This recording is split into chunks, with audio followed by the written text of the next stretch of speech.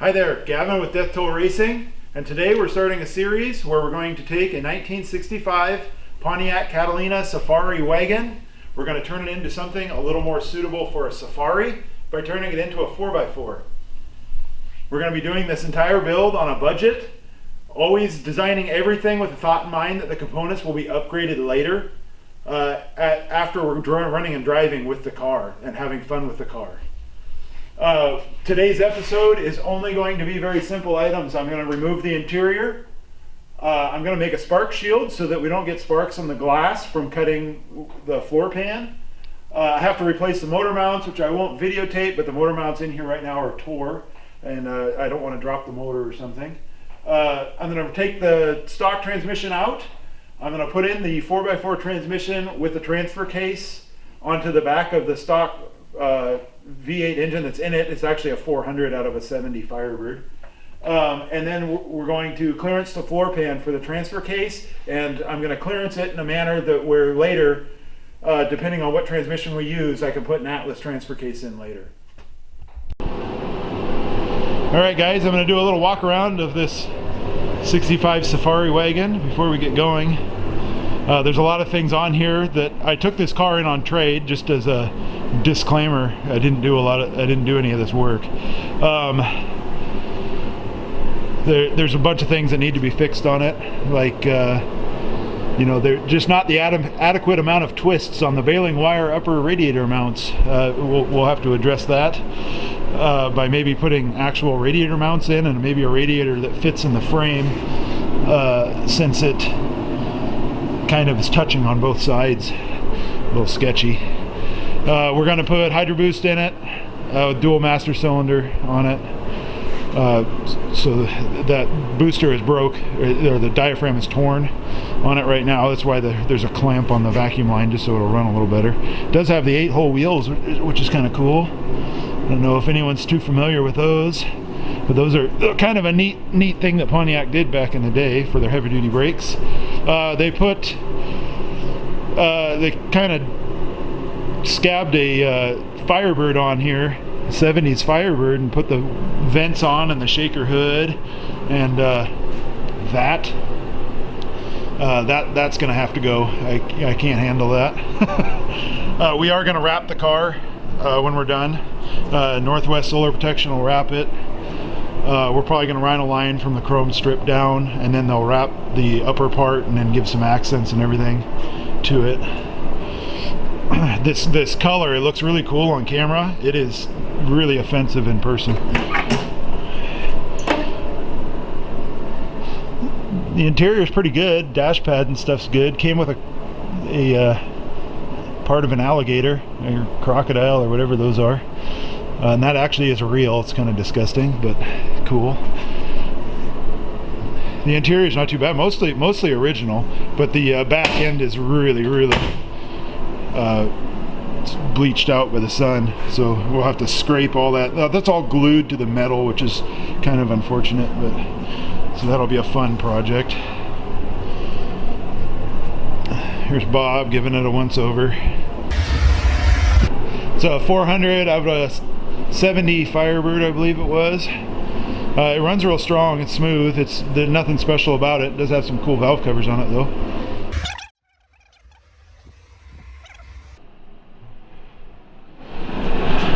Ugh. On your marks, get set, go. Take an interior out.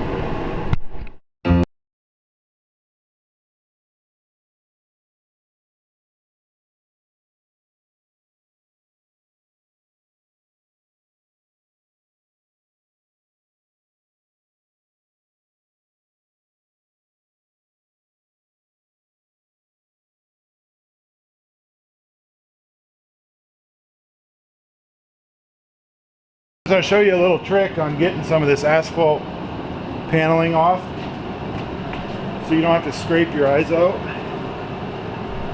You get to a point where it's really tight, you can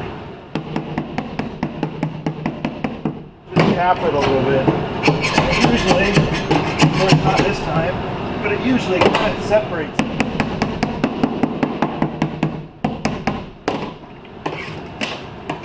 metal so you don't have to scrape it, because then you're just leaving layers of asphalt down.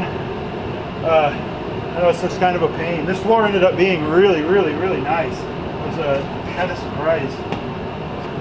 On the other driver's side, there's a little hole where rust water accumulated underneath the ribbon, the wiring ribbon. Otherwise, it's really, really solid and pretty clean. So it's going to be easy for us to do what we need to do to it.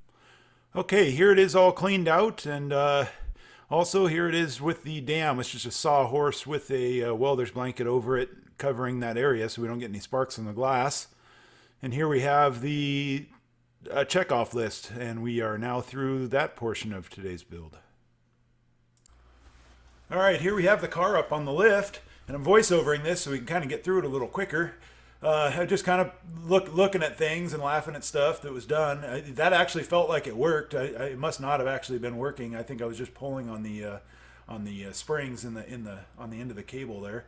But the rear main on this leaks a little bit. It's it's just an old engine, and it definitely leaks, but it doesn't leak a lot. It doesn't really even drip on the floor. It just kind of accumulates oil drips on it. Here I'm looking at the steering box, and obviously that's not going to work for a solid axle, so we're going to have to do a front mounted steering box. I think we're going to end up getting one off of a Jeep, probably. Maybe one that's ported for a steering ram, so that we can add that later for anytime you're rock crawling and stuff, to have a steering ram. If you guys aren't familiar with them, they are pretty nice, and most boxes can be modified to put some extra ports on it so that it will automatically send fluid to that ram. Here I was just looking at the transmission mount. Kind of funny. The nut was completely loose on it. The mount was all tore, and really gravity was the only thing holding this engine in this thing, with the front mounts being tore and the transmission mount being like that. Here I'm looking at the rear end. It's just nothing special. It's just a 10 bolt 8 1/4, I think. I know it's not an 8 1/2. I think it's an 8 1/4. Again, nothing special. Trunk pans are all pretty good. There are some holes in there, but not very big. And the spare tire well is dented. So, maybe we'll make that a toolbox or something instead of pounding it out.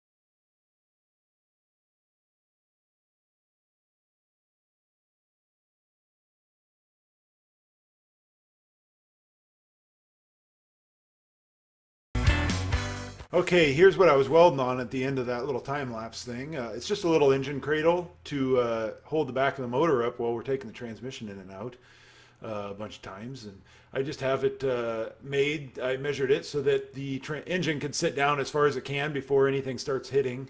In this situation, it was the throttle linkage stuff. Just a little ratchet strap to hold it from slipping off the back of the motor as we're jerking it around.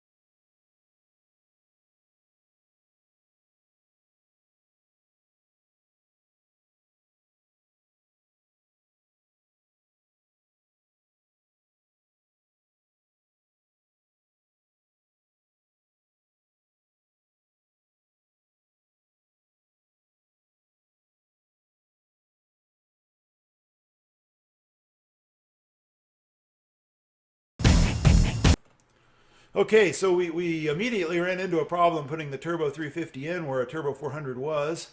And that was just the floor isn't clearance enough to clear that accumulator there on the side. So we just have to dent it a little bit and get us through this port. And there we go. I just instantly dented it. And we're going to end up cutting right into that, so that's not that big of a deal. It actually looks pretty good. I try to do a good job when I dent it and not put sharp bends and stuff in the metal.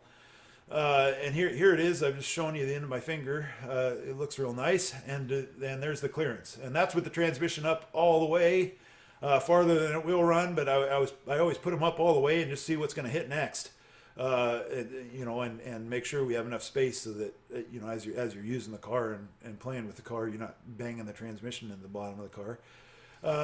So now I'm going to hold up the transfer case and just kind of eyeball the clearance path for it, and then we'll cut the floor out, and that'll be the next scene here. And I was going to explain a little bit. You have to have the engine and transmission perfectly in line. I was skeptical on whether that was actually the case at this point when I was doing this.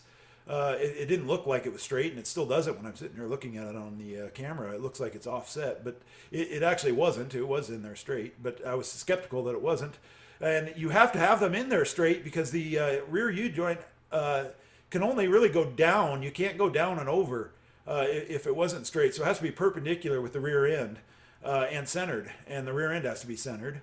Otherwise, you'll break a U-joint, and that's a confusing topic, and it doesn't seem logical, but that's just the reality of it.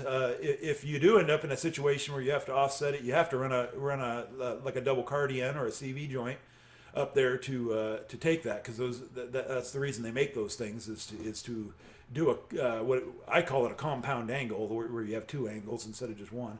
But anyway, that's a really confusing topic, really confusing to explain, really confusing to understand it. But I'll try to post some links on here with some reference material, so maybe you guys can, if you care, understand why that is, so you don't have to learn it the hard way like I did. And poof, there it is. A hole, much oversized hole in the floor with transfer case. I did it oversized just so it gives us options later. We can go longer, we can go shorter, we can go clockable, whatever we need to do. The doghouse is going to be removable. That way, if we upgrade the car later, it's just going to be a doghouse that we may have to modify. Hopefully the car will be modified enough the way it is. I'm probably going to bring this driver's side cut all the way to the firewall, and I'll do a symmetrical cut on the other side of the car all the way to the firewall. And that way we can run a heavier transmission in it if we end up doing that later. It just gives us more options on clearances and stuff for different transmissions, and we'll build the removable doghouse. We can modify it later for different combinations. I'm pointing to the front flange there, just because the double cardians, you kind of got to pay attention to those. They're bigger. They take up more space than you think. They don't bend the way you think they're going to. So we'll just have to pay attention to that next week. That's not that big of a deal. We're going to start off with a rec tube probably for the transmission mount, and then we'll probably plate build most of the rest. We may tube frame it. The rest of it for the suspension mounts. Those line up right under the U-joints, ideally. And that'll be specific to this setup that we have now. We'll have to rebuild that if we upgrade it later, but that's not a big deal. We can do that. Everything's going to bolt into the car. We're going to modify the car so everything bolts in. We're not going to just start welding onto the car, the frame of the car anyway. That'll get us going. We are going 4-link front and rear. Hopefully 4-link in the front. We may have to go 5-link if we can't get enough triangulation in the suspension. But we're going to do what we can with that. We'll see that when we come to it. I am going to take the front suspension and parts out and the rear end out before next week. That way they're just out of our way and we have a nice clean slate. I don't think we need to see me taking that stuff out. I'm not going to go chucking it across my shop floor or anything dramatic like that. So that'll just be magically gone before next week. Yeah, my shop floor, I paid, I try to keep it nice. I don't like bumpy floors and with chips and stuff in them. So, I mean, that's why I did that. Why I try to do that. I'm always sweeping up underneath, so I hate standing on grit and stuff. So, that little engine cradle thing I made worked good. I would not go out and buy material to do something like that. I mean, a strap would have worked just fine. You just got to pay a little more attention when you're using the strap. Here's that wheel well for tire clearance when we turn. We're going to try to run a 35 if we can. We're going to have to cut the front bumper like I'm drawing with my finger there. Just to clear for steering and stuff, because obviously it's going to be a little wider than it sits now. So we're not cutting up some pristine bumper that somehow survived 50 years of life. That one, it's definitely been used pretty well. I don't feel too bad about cutting it up. I do have some old turbine wheels I'm going to try to use for this car. That might have to be later because they are 8 lug and they're also 16.5s, which most of those old turbine wheels were. I think they're pretty heavy duty or heavy thickness wise. I think we can have those machined down to a normal 16. But we'll see. We'll have to mic them out and measure everything and see if they can be turned. A lot of those can, but every once in a while they're too thin. You just can't do it. It's probably not DOT approved to do that, so I guess I don't recommend doing that. If you made it with me this long, thank you for watching. Sorry I bored you by rambling on. At the end, after this clip here, we're going to have a balance sheet, and we're going to have that updated every week. I am going to add a column for hours. I'm 7 hours in, if anyone cares, at this point now. That's including setting up the video cameras and doing all that stuff. There's our checklist. We made it through everything we wanted to make it through for this episode. So we got that done, and I'm not totally exhausted, so that's good. So thanks for watching, and we will see you next week for episode 2 for crossmember build. Is it time for food, Bob? Yeah.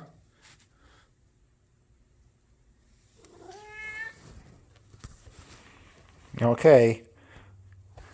All right, let's go feed you.